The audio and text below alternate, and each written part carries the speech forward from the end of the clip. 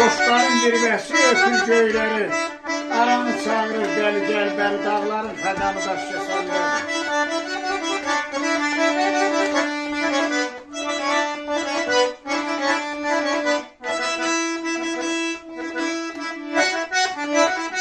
Dar günə düşənin müşkül gərəyi, Pərvanın onlara necə yandığı, birinin əzbəri deyvandığı, Emir Məhərrəmin arxalandığı, Huzanı qalı daşkəsəndə.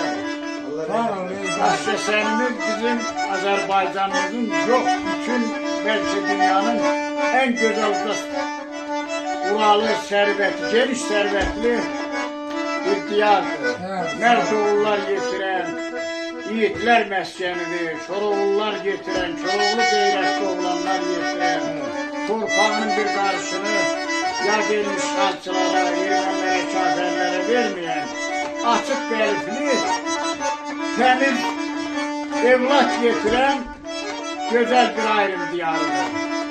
Çok sağ olun. Var olun, var olun. Şair Zavat yazır ki, bağışdan bir dəqiqə vaxtını alacaq. Buyur. Tarixlər banisi elimin sərrafına ayrım demək qəhrəmanlar adıdır.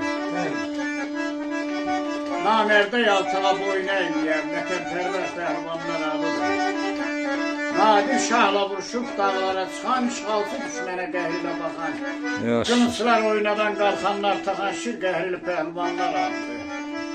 Qaz verməyən sultanlara, xanlara, yol verməyən axanlı haqqanlara, tamahdan ötərin ev yıxanlara sülü sevər, mərd insanlar adıdır.